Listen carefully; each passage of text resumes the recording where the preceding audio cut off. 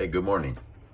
Hey, we are created in the image of God, and because we have a soul. And so the question is, what happens to that soul? Ecclesiastes 3:18 and 22 says this, I also thought about the human condition, how God proves to people that they are like animals. For people and animals share the same fate. Both breathe, and both must die. So people have no real advantage over the animals. How meaningless. Both go to the same place. They came from dust and they return to dust. For who can prove that the human spirit goes up and the spirit of animals goes down into the earth? So I saw that there is nothing better for people than to be happy in their work. That is our lot in life. No one can bring us back to see what happens after we die. So today we see that Solomon is once again trying to make sense of life. And he begins to despair that humans and animals in the end are just equal. Both die and both return to dust. And he makes a statement that he's not even sure where either go. Now later in Ecclesiastes chapter 12, he says, For then the dust will return to earth, and the spirit will return to God who gave it.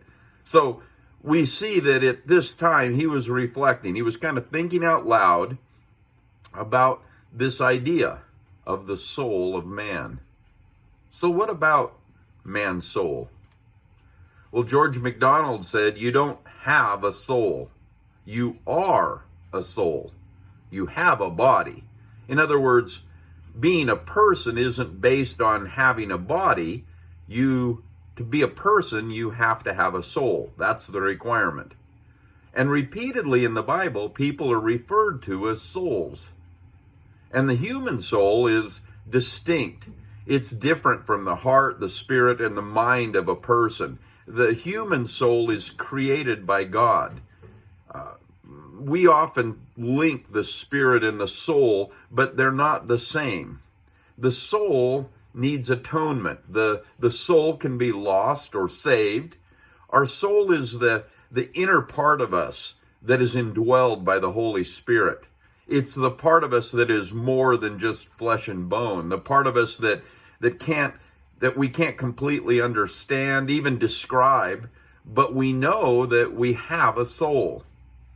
And when a soul that has been saved, when you believe and confess Christ, when that soul dies, it goes to heaven, where God gives it a new, perfected body. Every person you meet is an eternal soul. The soul that rejects God's love is condemned, and they pay for their own sin eternally in hell. But the soul that acknowledges their sinfulness and receives Christ's gracious gift of forgiveness lives forever in heaven. So the question is, are you sure your soul will go up? You were created in God's image. You have a soul. You have a choice. Will you choose to follow Jesus? God bless you.